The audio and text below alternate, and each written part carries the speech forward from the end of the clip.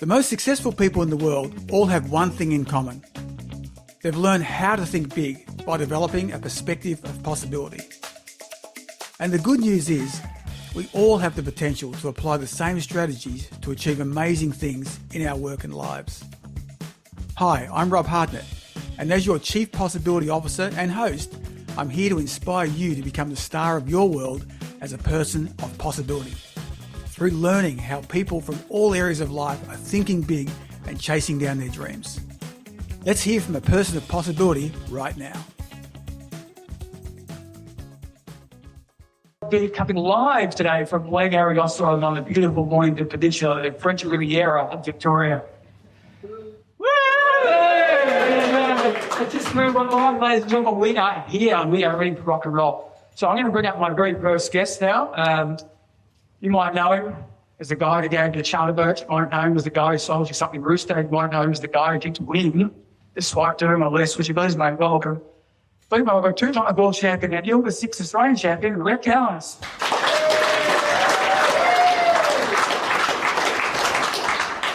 Welcome, Rhett. Hi, Rob. How are you? Good, mate. Our first question is, people want to know, what are you saying as you're going around that mark around it? Because it looks pretty like you're pretty angry at stuff. Probably some bad words. Yeah, let's look at life back. Now, this is an awesome shot. I love this shot, as you can see on our visual media here. It's a fantastic shot. When was this? Was it 2020? 2019 World Championships of Black Rock. Awesome. I'm going for a lot of shots of you, though. So first one. This one. Now, I am to love this particular photo. The guys at the back, you can't see it. You can see that Rhett's actually put his hand out to catch his drink bottle, which is coming down towards his head. Now, what's interesting about this is that I've always said Rhett, I've known for a long time. If none of you thought Rhett was an absolute he-man, this next photo proves it. There is Rhett, one-handed, riding his arrow while sipping a drink on a solo. Those of you, Tom, 15, got to ask someone about the solo man, but that's Rhett. By the way, anyone who doesn't know what podcast is, just letting you know that ask someone under the age of 25 and I'll tell you what it is. It's a cash that's hard. So, Rhett, what's happening in this one? I'm thirsty. Thirsty mid-race. No, I didn't want to lose that drink bottle. So literally mid-race, you roll it over one hand and full boat up, have a bit of a sip of your drink, you get box out. That's right, mate. That's how we roll. That's it. It's very, very impressive. Now, we have just a bit jumping a bit further back in here. These are some other podcasts I've done. And Rhett was actually a guest on a podcast maybe about a year ago, I think, Rhett. So over the 4 years I've been doing the podcast, I've had a number of sailors on. And the podcast is really about people with possibilities. So I've had yachtsmen on there and musicians, entertainers, business people, entrepreneurs, and a whole lot. But there's a lot of people down there that might recognise some of the names. So for any of the people you want to spend more time with, feel free to dive back into the podcast. So all the major podcast channels you can find out, look for some of the sailors, some of those names out there. What I thought was interesting, and Rhett's great, and the rest of the guys here are a really good example of this. If you were at the tips and tricks done by Gary yesterday, he brought Mark Bulker up. And Mark Bulker came up, but luckily I think Mark came up, but he did win 2 races, I think. But what Mark did was then bring Ben Austin up, which I thought was really cool. And the reason Mark did that was Mark won 2 races, but he was still hungry. And I'm reading a book at the moment by Steph Curry, the NBA basketballer. And Steph Curry says one thing that's unique about the absolute elite in NBA is they all know they're really, really good, but they just want to get better. And so I think that's really unique amongst these 4 when I bring them up, but also the people you saw this literally displayed yesterday with Mark, where he's like, I won 2 races. I don't know where the van goes, where the album goes. Get Ben Austin up here, right? So I thought that was, just keep that in the back of your mind that, as Ben said, sorry, I put the time, probably the deep thing, Ben. Ben said yesterday that they're all round for this regatta. If you've got questions, please go and ask these guys. They're passionate about their sport. Go and ask them any question you've got on the track or more about both up. I know they'll all be really happy to help. Let's have a look at one more time. All right, my next special guest I'm going to bring up is Ben Austin. Ben Austin, world champion, and also Olympian at the 2008 Olympics. Ben, what's going on here? We got a bit on. So that's medal race for the 49ers at the 2008 Olympics. So we did the whole regatta in about 8 to 12 knots, sometimes 4 knots, sometimes less. And on the last day, it turned it on, and it turned it on big time. So it's probably the wildest race I've ever done in any sailing anywhere. Does anyone here remember watching it live? Yeah, it was pretty amazing. It was amazing what to watch. It was in conditions that I spoke to the Wilsons after that, and they said it was marginal, but let's just say they said it was done for media purposes, which is just very well at. Not great for sailing. Now, you're sailing with who then? That was with Nathan Aldridge. Nathan Aldridge. Yeah. Now, looking at Nathan Aldridge, look at this photo. He's launching the orbit. Yeah, so if you actually look really closely, there's a reason we're still in the foot strap there, and that's because Nate's boot has actually wrapped itself around the back string on the boat. So about 5 seconds after this, I'm actually leaving there and disentangling his boot so we could get out of the foot straps. Oh my God. Now, Nathan Aldridge is starting to worry me because he seemed to talk to you about becoming a commercial pilot. Yeah, he does like setting it. Because this is Nathan Aldridge, this week, I think, with his sail GP. Right, I clearly couldn't prepare the what for landing. So, yeah, good chat with Nathan. Now, next guest needs no introduction, really. John Emmett. International champion sailor and gold medal Olympic coach, and now we've found out reluctant bestseller author. So, as John said, if you read a book from John, quite likely that he's sustained some sort of injury. John, I've been loving the rules. You're doing these little fitness on rules. They're like little things. Fantastic. What kind of got in your mind about explaining the rules in this sort of short format? I think there's something now in sort of 2026 where people only bother looking at short format. I mean, you said I'm quite a talkative person, but if I look at reels, actually people don't look at long form content. So to break things down into bite-sized chunks is really important. And I think a lot of the time, unfortunately, people aren't really fully aware of the rules. And in terms of that learning mindset, I'm still learning all the time. So just hopefully have the opportunity to help people out. Beautiful. Now, another part for you, explanation. What's going on here? Just checking the centre will fit in the laser. Is that how that's done? So that is shot in 720p. So I can see what era that was. So that was actually filmed for a series called Coach Yourself to Win, or Be Your Own Sailing Coach, where I had to demonstrate how to bring a boat up for the film version. And it's really odd. So the latest laser version, I had to do some photos of what not to do, right, and also photos of bad technique. And I actually found after 30 years, really, really difficult. So I don't know how anyone sails. Sorry for this, guys. An ilka or wind really healed with bent legs, because it feels absolutely horrible, and it really, really hurts your legs. But this was actually filmed to camera because I'm aware it's an issue that a lot of people have. And again, I'll try not to take up too much time, but one of my big things is promoting youth sailing, and especially for those with smaller rigs. So the Aero 5, Ilka 4, they turn turtle really quickly, and we want people to be able to deal with that. But this is way in about 10 degrees, I guess. I'm dying, and I know Ben isn't, but I'm not sure to pull in your excuse about this one, but I might send out anyway. All right, and coming up is... I'll send you the link later. I've got it. Here's Peter Barton, big round of applause, Peter Barton. Peter Barton, world champion. And for the last 11 years, has been the RS Aero class manager at RS Sailing. Give a round of applause for just doing that. Now, Peter, what is going on here? Well, I think that's probably a good caption photo. So I'm either proposing to somebody. Yes. I might have just fallen over. I might be showing people how to stand up on a wing foil board. Or I might be showing people how to their stance for sending an aero downwind. Yeah. Maybe all of those things. I've got another view. Now, as you know, Peter's just retired from RS Sailing as the Aero class manager. Coincidentally, just happens to be in Queensland right now up north. They're actually having the World Dance Sport Championships to get break dancing back into the 2032 Olympics.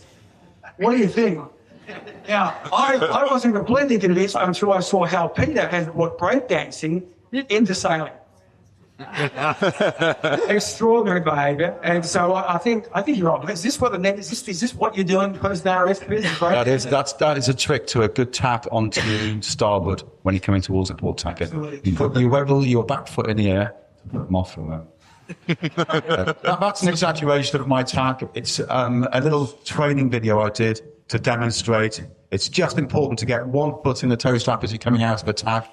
and throw your weight overboard. As long as you've got one foot in there, you can get your boat up to speed, and then you can take your time getting your second foot in. As long as one foot's safely in, you're safe to accelerate away with a quick time. I reckon if we wait to go Peter, perfectly done. I was sure that video, put it on TikTok. I reckon it's going to get viral. All right, let's get into some questions. So first question is for all of you. Peter, I'll start with you because you've got the mic. First of all, was simply this. Where did you start sailing? How old were you? And who got you into it? Well, my dad got me into it. We had a little enterprise and we sailed off the coast of Wales on our holidays and went to the half-tide rocks to see seals off the water, which was lovely. My dad bought a laser back 1980 when it was maybe 79, 78, when it was still less than 10 years old and still seen as a fast racing boat. And I took it off him when I was about 11 years old, and there's no laser radials in those days. So I was straight into the full rig as an 11-year-old, and I think I learned good feathering skills upwind to power the boat. I didn't have enough weight to light it though to capsize, so I couldn't afford a capsize if I went down. Beautiful. To John, life, John? Yeah, I got involved with an off-digger, I guess my dear old one. So I was quite late starting, sort of 15, 16, organisation called Training Corps, which is now sort of becoming the unit becoming Bar Sea Cadet, which I'm president of. And I think my local unit, I think it's really important to get young people into sailing. And my first sailing club was Crawley Mariners. So in the old days of maps, the water was so small, it didn't actually appear on the map, and you could walk all your way across. But some of the people here will know some of the people who came from that. So Simon Piscox, Helen Lucas, there's a few medals from these tiny little puddles. And then after I graduated to Weirwood, where you could actually, as a short man, not touch the bottom if you fell in. But a very short story, unfortunately, Weirwood is now closed because by definition sailing clubs are next to water. Sounds a silly thing to say, but it's really desirable locations, and unfortunately my sailing club is no longer existent. So look after your sailing clubs, folks. Good, and it's a good topic. We'll call that a bit later on. Ben, out to you. Yeah, so apparently I was first on a boat at like 6 weeks old. My parents were sailing cruising family, and so always had cruising boats, and we spent a lot of time cruising up and down the east coast of Australia. And I too started actually racing relatively late, kind of 12, 13, when I actually started racing boats seriously. But I grew a love for the sport, just cruising up and down the coast. I spent a lot of time in North Queensland, going out to the Barrier Reef and all the islands up there. And that's where I definitely fell in love with the sport, and have been doing it ever since. Brett? Yeah, so I'm relatively local. I'm from Mornington Yacht Club, so 35 minutes down the bay. And we moved relatively close to the yacht club when I was about 5 or 6 years old. And my dad originally wasn't a sailor, but learned to sail with my older brother in a mirror, the red sail mirrors back in the day, and they were a popular class. And then over the years, I thought it was a cool thing to learn. And my younger brother and I went to learn to sail down at Mornington in the little Bumblebee Tackers Optimus. And I think we were the first Optimus definitely in Mornington, possibly Victoria, to learn to sail on the program. And then from then on in, progressed through the Optimus and then the Ilka. So your dad was the one who got you into it? He'd like to think so. Yes. Good news will be around applause for all the dads, especially John. Okay, so let's talk about aeros now. So tell us how you got into aeros. Now, you're also managing director of Sailing Race Boats as well. But tell us about that, because you had a customer with Opties, then you through the Ilka program. Tell us how you got into aeros. Yeah, so obviously had a sailing background before I was involved with Sailing Race Boats. And Tom Pearce, the owner of Sailing Race Boats at the time, so I've been working there 8 years now, approached me. He had all these lovely little boats, but wasn't gaining much traction in the Australian market just because they were quite new. And as we know, all the RS boats are English made and imported. So he wanted to expand, and he thought the best way to do that was bring a sailor in, an Australian sailor, into the company, and ideally with a bit of knowledge and a bit of know-how, and try and build the class from there. So my focus just wasn't aeros, it was a few other classes, but to mainly grow the RS aero, and the best way to sell it is learn to sail it, and I quickly fell in love with the aero when I sailed it. being used to an Ilka with the, I suppose, a 60 kilo boat, not much helm, and then you jump into an aero, you instantly feel the rudder move and the boat move. So I like that. So yeah. Beautiful. Ben, what got you into the aero class? Yeah, so I hadn't actually sailed in quite a few years, and my daughter started sailing, and I was sitting there kind of coaching and watching and went, oh, it's time. And down at Georges River, there was lasers or there was arrows. I've got a bit of a mental block. I wasn't going back to a laser. Borrowed an arrow once at just 25 knots out there, sent it. It just went, oh, yeah, okay. I think I bought one about 2 weeks later. So, yeah, fell in love with the boat really quickly. It's awesome. A couple of minutes to rig. I can just get out away from the family, go for a sail for 2 hours, and it just works a treat. So I've really enjoyed it. Beautiful. So the sum up in terms of incredible speed, way better than the laser, gets you waving down. Sorry, kids, when you're watching this at home. I do like my Saturday afternoons out. John, how about you? How did you get into the aerospace? As is often the case with paddles, I think my father, the least qualified person here. And I have to give a shout out to Pete, who's always been Mr. Aero in my mind. He did remind me how to pull the sail up yesterday, so it doesn't fall out of clean. And I did spend a lot of time trying to pull my sail down yesterday with the cunningham still attached. So I do feel a bit underqualified. But any day on the water is a good day. And I just love the fact that you can rock up and charter a boat and join in an event. We have a lot of events in Weymouth where I'm based, and I've really enjoyed being able to join the fleet.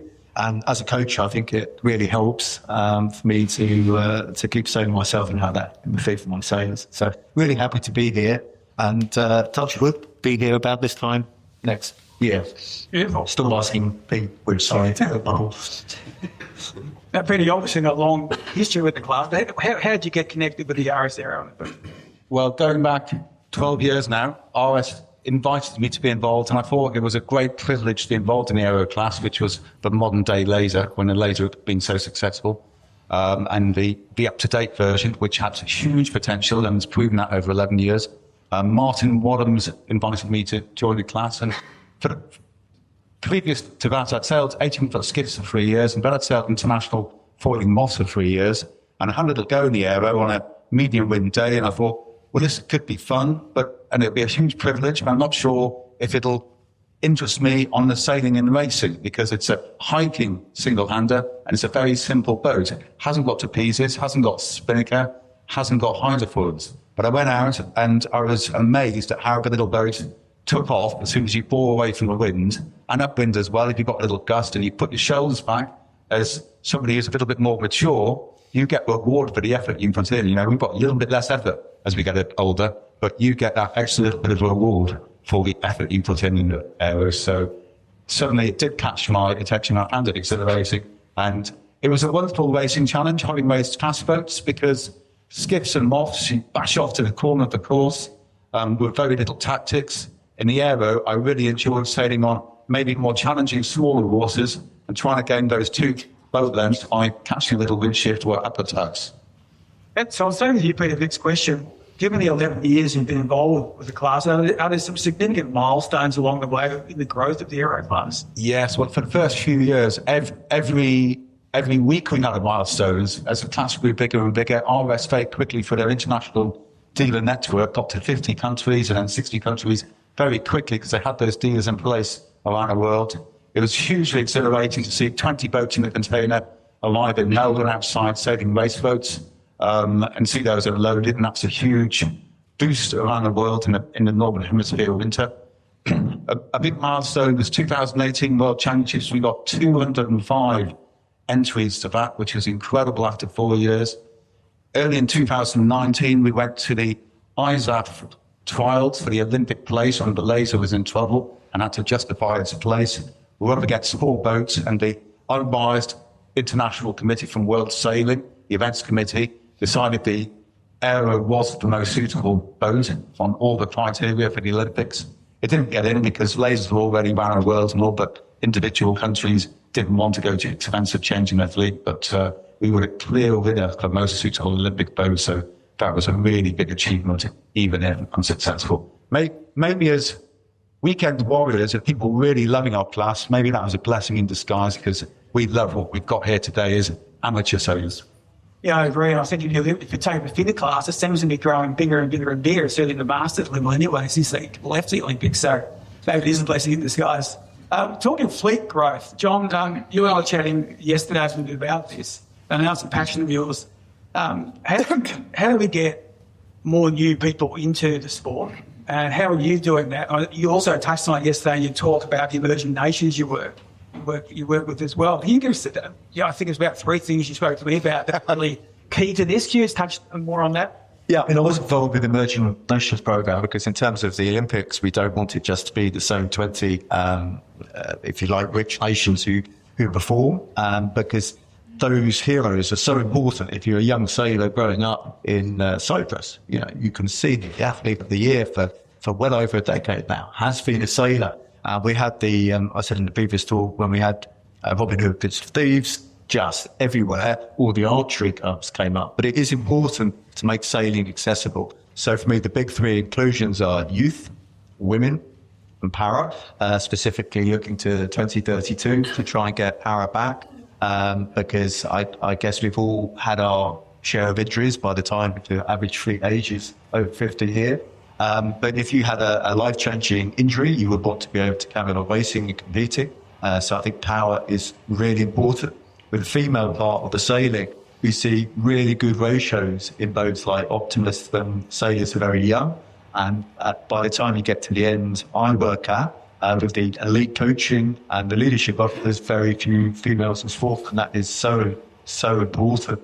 And youth, let's just be honest, in 40 years' time, that will be the future of the sports. You need to engage them, and it's incredibly important. One of the biggest barriers for people is time and money. So I do hope people can go to a pay-per-play model. So we have clubs have boats, people can just jump in to have a try, because so he did a big transition and then he was hooked. But if you hadn't had that first step and put foot in the boat, then you never know what would have happened. And I do think in terms of media and social media, we do need to promote our lovely sport. You don't need helicopters and all the rest of it now. You have drones and an iPhone or a DJI, can I say that? Or pocket camera. We can film the content and show what fun it is. And then going back to Ben, in terms of escapism, real life, sailing's pretty good. That's what Lily said to me, and a lot of top athletes have said to me. It's only when they're off sailing they feel they have that freedom. So the problem is the people we need to talk to about encouraging sailing are not the people in the room. It's the random punters who are living really close to a good sailing venue, but have never had a go. Yeah. Peter, answer something you first. It's all right. Just what RS, from my observation, not where I'll lead you to the RS. My first RS in the family was actually sailed by my son. I've never got near it before. He just loved the boat so much, so I had to go and buy my own. But the RS games, the way RS goes about things is different. Is that some of the things that John was talking about in terms of encouraging youth? I see a lot of youth sailors in Italy and the UK and in Arrows as well. Can you talk about that? Totally. Racing sailboats, RS sailing, were set up back in 95, 30 years ago now, and it was all about building a community of sailing. They've got lots of classes now, and they complement each other, but you can get kids sailing and adult sailing all together. And every 4 years, they come together for an RS Games and other events in the meantime in the UK. And it's about combining classes together for events. It's not just about the sailing, it's about the community and having fun, having parties afterwards, and building a community so we can all enjoy sailing together at all different levels. Single-handers, double-handers, small keel boats, and all the beginners' boats to get people in their first place. Beautiful. Ben, out to you.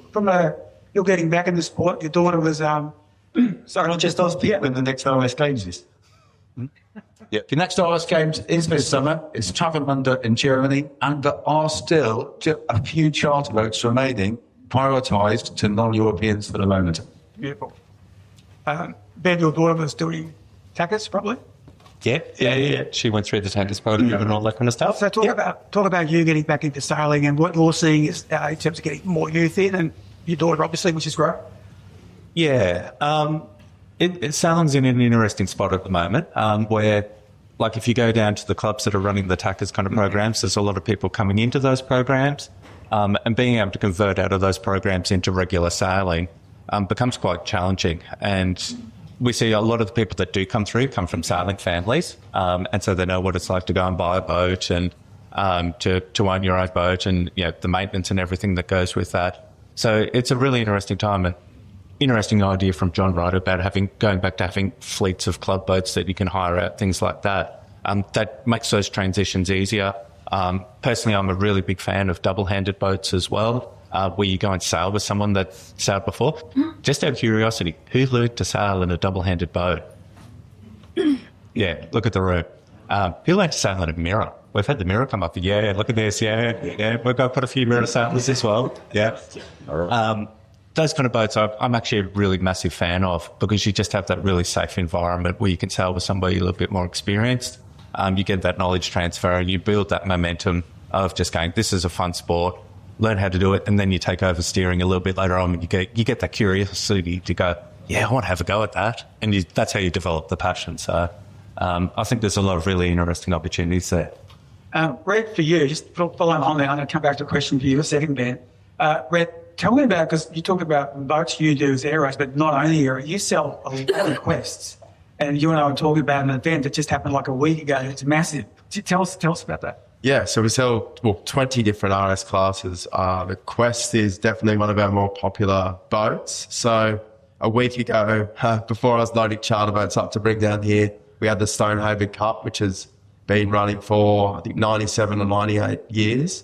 And that was held at Barton, and it was used in the 12-foot Cadet was the boat that was used for a lot of those years, and they've adopted the RS Quest as the boat of choice, and there were 27 entries there with 3 on board in each boat, so you had 80 kids. They're not your gung-ho racers, and they're not your learn to sail kids. It's purely for people that are just learning to race, and the regatta's a really cool event because they make it inviting. It's not too serious. They unfortunately got blown out a few of the days because it was too windy, but they just keep it super fun. And as John's saying, just keep the involvement there and try and create sailors for life, not just for a few years. So. And you're seeing yacht clubs buying the Quest so people can go sailing. There's always that, while John's talking about, come down and have to be expensive first off, and they can go out with someone. Yeah. The cool thing about the RS boats is we obviously sell the beautiful Aero, which are fiberglass and lovely, but we also sell a lot of our boats are plastic, road molded, and they're perfect. They're designed for trading. And behind the Aero, the RS Quest in Australia is our best-selling boat. So we've got hundreds of them around the country, the Navy, the Scouts, plenty of yacht clubs have fleets of them, and it's just it's a heavy boat, but it's a safe, stable environment to learn on. Fantastic. Now, the other a couple of classes that you haven't seen the growth of these, and I'll talk about a little bit about this. In Australia, we're seeing the 16-foot skiffs and the 13-foot skiffs. The 16-foot skiffs, which are not easy to sail, quite complex, but they have 76 at the Nationals. And they look, and the models, I understand it, is a very part-sponsored model, that the boat's actually provided, the sponsors are provided, and you got a crew of 3, then you rock up, and that seems to be how it's working. You got any more detail on that, Ben? Yeah, I'm a little bit sketchy on the details of exactly how they all work, to be honest, but not being involved in the class directly. But I think definitely there's initiatives there to help reduce the cost of sailing.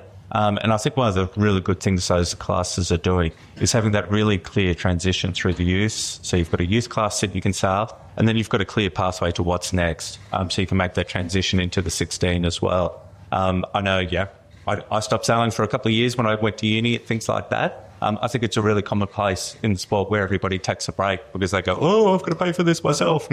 And so having that clear pathway where you can sail with a couple of other people and the boat's not exorbitantly expensive for you to get on the water and go sailing, I think is a really interesting way of doing it.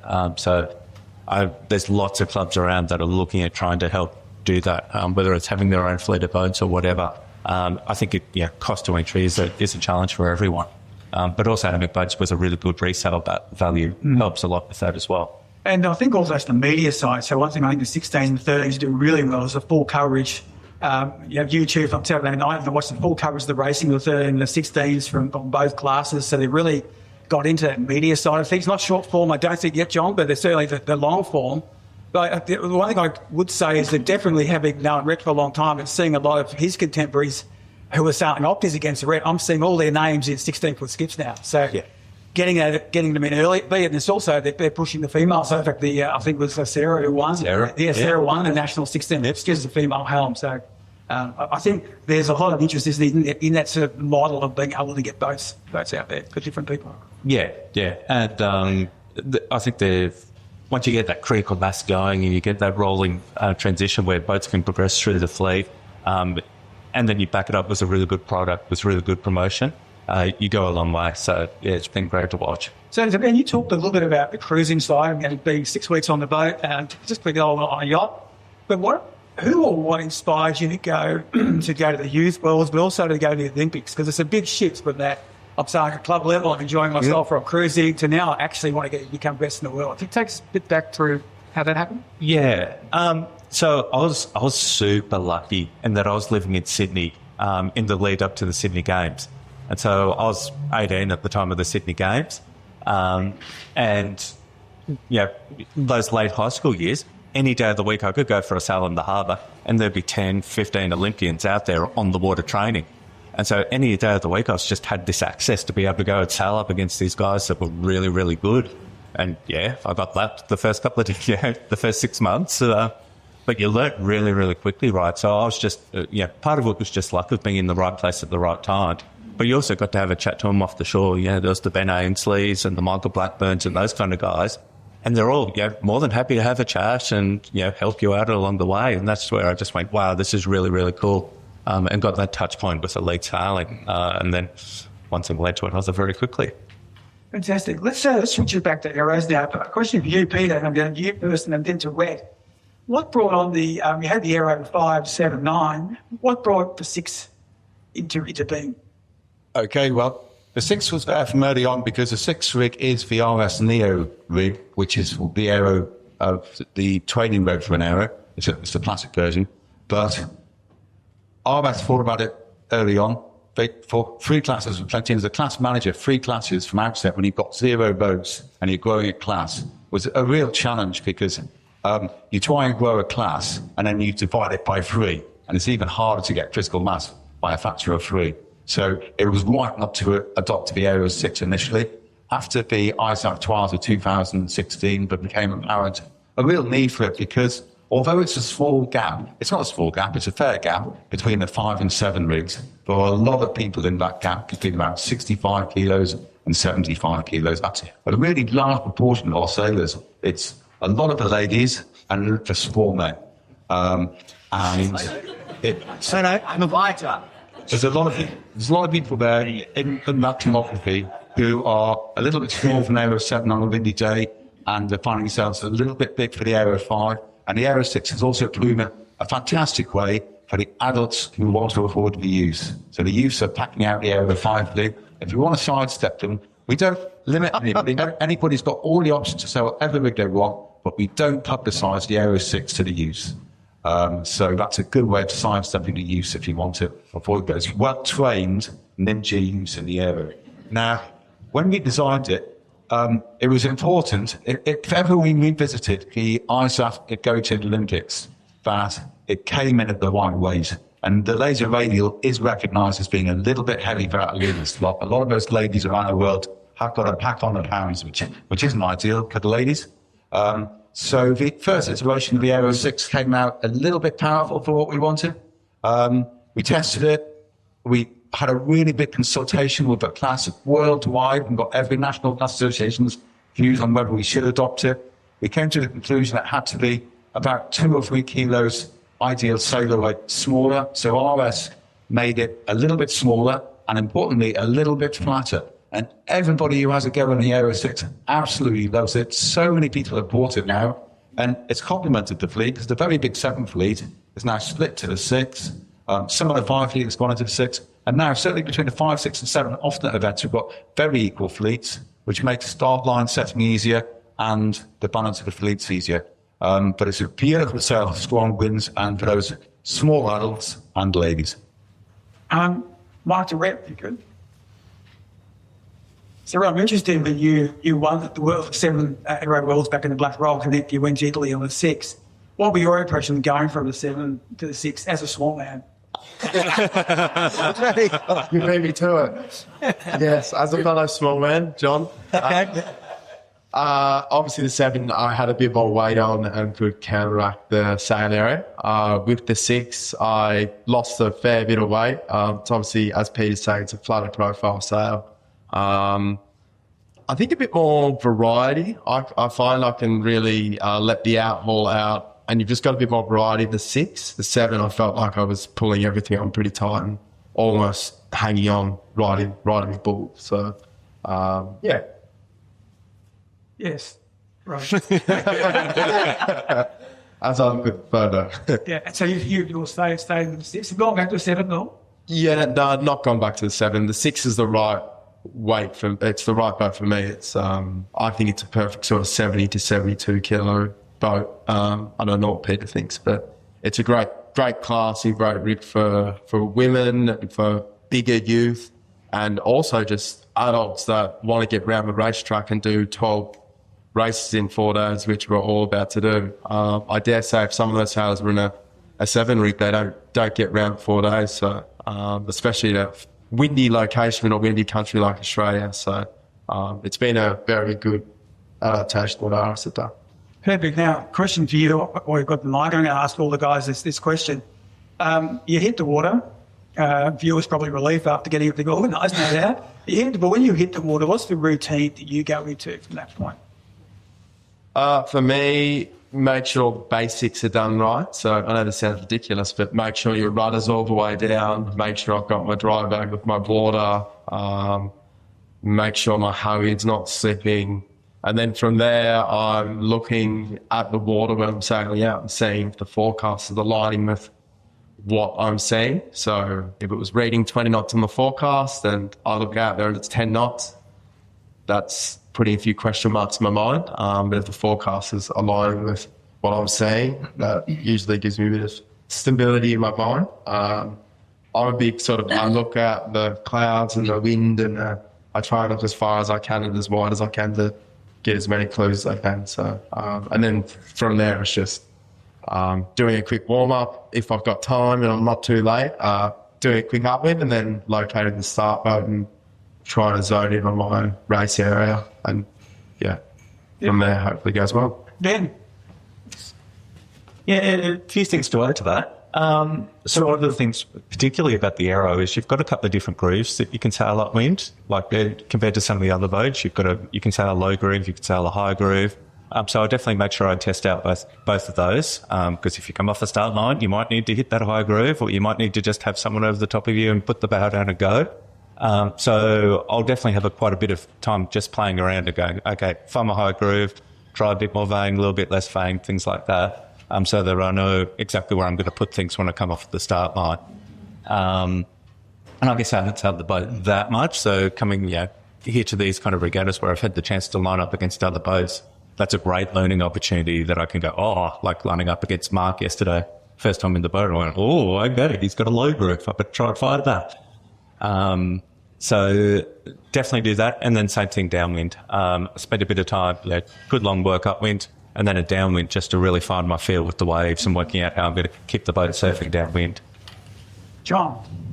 Well, once again, I feel eminently underqualified because I was actually there on the bow retying my kicker, which I put the wrong side or something. And I found it really loves to go head to wind when you sit at the front, but I just really quickly want to go back to earlier with the quest half. Now it's really interesting because we've developed, we've got a lot of those in the Sea Scouts now in the UK, and we have Fort Wimbledon Reservoir, which is sort of where I grew up. And actually, even for an M&A who's looking at elite performance, Olympic, having a broad base and getting as many people sailing is absolutely the key.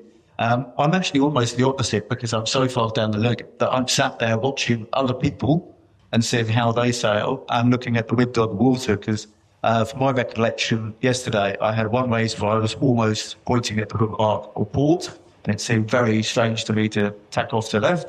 And I also had another race where I was almost pointing at the first mark on starboard. So just trying to get those observations done. As somebody said, 4 days, 12 races, it's quite a lot for me at the moment. So I'm probably not doing as much prep as I should do. Can't plan, come in for the weekend, do some training, and the weather and other ideas.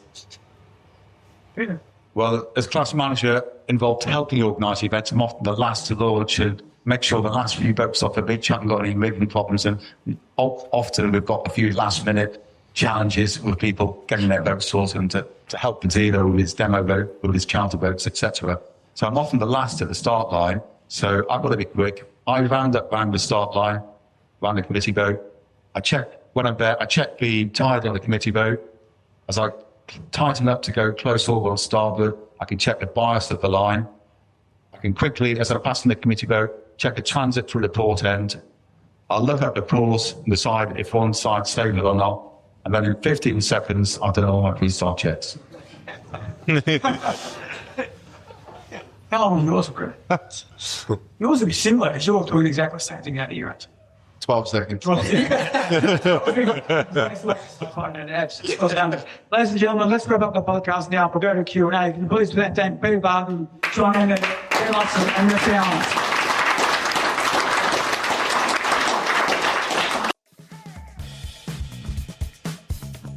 I hope you enjoyed this episode of the It's All Possible podcast. You can contact me at rob@robhartnett.com or my website, robhartnett.com, or on LinkedIn. Remember to check out the previous seasons and episodes of the podcast and the show notes for more details on this episode's guest. For more inspiration, remember to check out the It's All Possibility playlist on Spotify, which contains a collection of upbeat, positive music I use for inspiration in my live performances. Until next time, live with passion and a perspective of possibility.